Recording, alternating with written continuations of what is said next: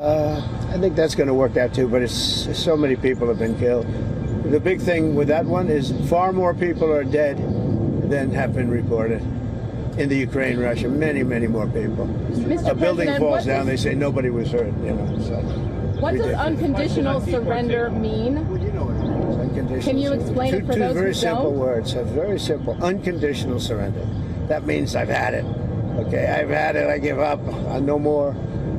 Then we go blow up all the, all the nuclear stuff that's all over the place there. No, they had bad intentions. You know, there 40 years they've been saying death to America, death to Israel, death to anybody else that they didn't like. They were bullies. They were schoolyard bullies. And now they're not bullies anymore, but we'll see what happens. Look, nothing's finished until it's finished. You know, war is very complex. A lot of bad things can happen. A lot of turns are made. So I don't know. I wouldn't say that we won anything yet. I would say that we sure as hell made a lot of progress, and we'll see. The next week is going to be very big, maybe less than a week, maybe less. But is there anybody here that said it would be okay to have a hostile, very, zealots really, but to have a hostile country have a nuclear weapon that could destroy 25 miles, but much more than that, could destroy other nations just by the breeze blowing the dust. You know, that dust blows to other nations and they get decimated. This is just not a threat you can have. And we've been threatened by Iran for many years. You know, if you go back and look at my history, if you go back 15 years, I was saying we cannot let Iran get a nuclear weapon. I've been saying it for a long time, and I mean it more now than I ever meant it. Yeah. Mr. President, a question on deportations, Mr. President. You said last week that changes would be coming for farmers who have seen a lot of the workers they rely on taken away. But then DHS said this week that worksite enforcement would remain in place, that it's a cornerstone. So what's your message to farmers? We got to get the bad people out of here first, and we're doing that. We're taking them out by the thousands. Murderers, drug dealers, people that are mentally insane from insane asylums. What they gave to us, fellas, they gave. Oh, do we have anybody in here that's a member of the? No, I don't think so. You've known all these people for a long time. Any illegal immigrants in here now? If they were, they'll find out about them. Right. They'll be checking you. You won't believe. Your whole life will be destroyed because of this press conference. Watch. They'll destroy these people. I didn't want to tell them that before they stood up. They'll end up being, he's a so-and-so. This one is from you know where. Don't worry. I think you're going to be okay. Sure. I'll be right behind you. Far behind you. I'll be right behind you. Now, look, we have to take care of our farmers. We have to take care of people that run leisure, hotels. I mean, we have to take care of them. But most importantly, we have to get the criminals out of our country. And Biden let in thousands and 11,888 murderers. Many of them murdered more than one person. Can you believe it? Almost 50% of them murdered more than one person. He let them into our country. They emptied out the jails of countries from all over the world, from the Congo, from Venezuela, from all over the place. They emptied out the jails, many of them. I would. If I were running one of the countries, I would have emptied out my prison population into the U.S., and many countries did. And we're getting them out, okay? We're getting them out. Thank you very much. Let's watch this. Brian, go ahead. Are you okay? I'm just going to follow up on the immigration real quickly. Yeah. Can you comment on the impact of the Trump card and how much revenue this? Yeah, we have a thing called the Trump card. This has not been done before or thought of. And for $5 million, this is usually people that would either be working for companies like Apple, I think is going to buy a lot of them, because they can't get people into the country. You know, if you come in through the southern border, you have no problem. You can be a criminal, you can be a drug dealer, and you have no problem. But if you go and graduate number one in your class from a great school, you can't get a job because there's no access to getting it. You can't get a green card. So we're going to sell that to people, in some cases wealthy, in some cases not wealthy. They'll be paid for by universities. Look at Harvard. They got $53 billion. That whole thing is coming to an end. It's amazing what we found out. What a disgrace. They have $53 billion. We gave them 5, 6, and some people say it's as much as $9 billion over a short period of time. So that's very much coming to. They want to make a deal more than, I would say Harvard wants to make a deal more than Iran wants to make a deal, and Iran wants to make a deal.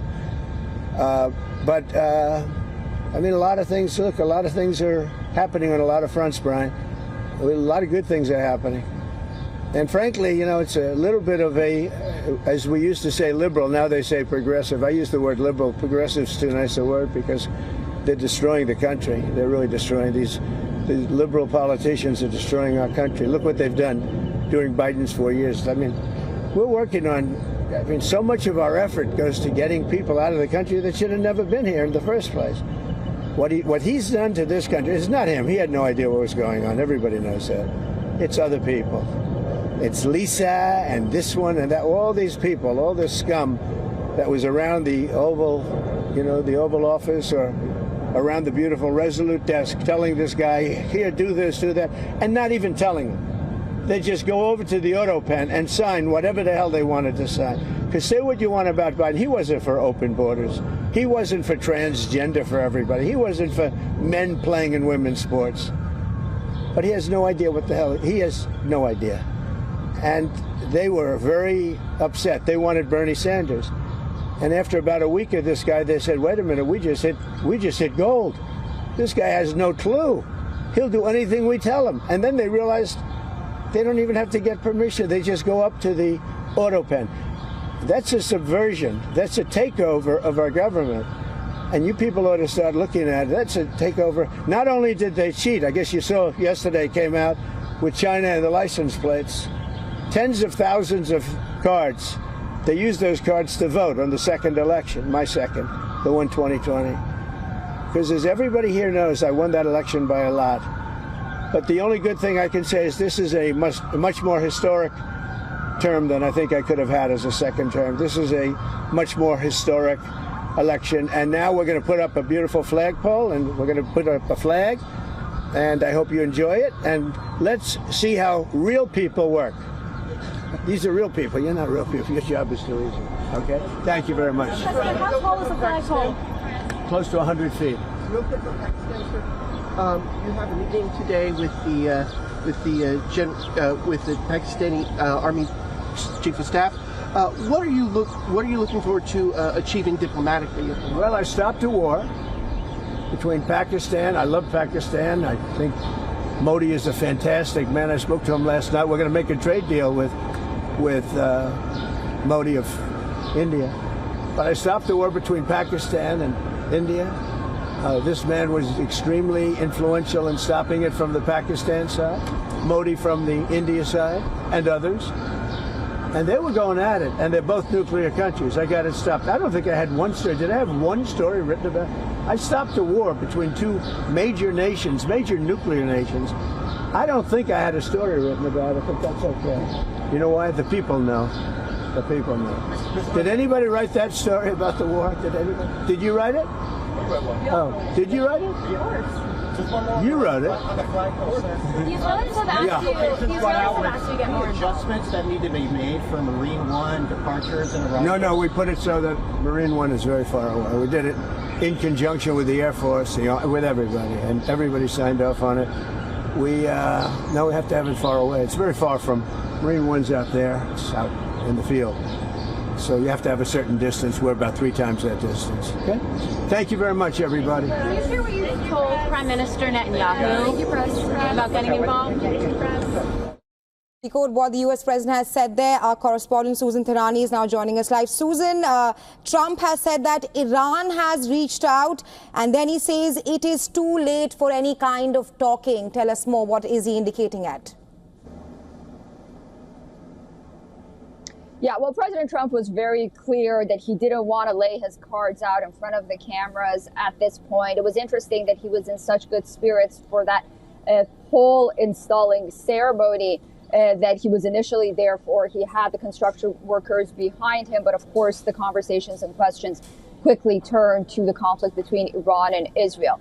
Listen, at this point, his generals have said it. He has said it. All options are on the table. And from those who have been in that situation room before with President Trump and other presidents, they say that what happens is the generals and the military puts the options on the table in front of him. He goes around, he gets the assessment from his Secretary of State, Secretary of Defense, National Director of National Intelligence, and others, and they come up with a viable plan on how to act. At this point, anything could happen, but when the United States, and when President Trump talks about unconditional surrender, that really indicates 99.5% that he is not open to negotiations anymore and the time for negotiations is up. He said that in not so many words, but he wouldn't say whether or not, that might change. He said anything, again, when he was asked, he said anything is possible.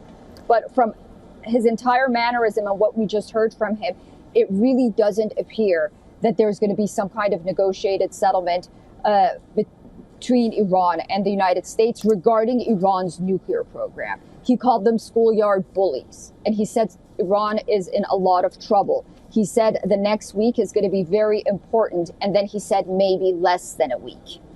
Right, Susan. And he also said that no decision on U.S. military intervention yet. We have been reporting on how some U.S. officials are saying that the next 24 to 48 hours will be extremely crucial to see what steps will the United States of America take.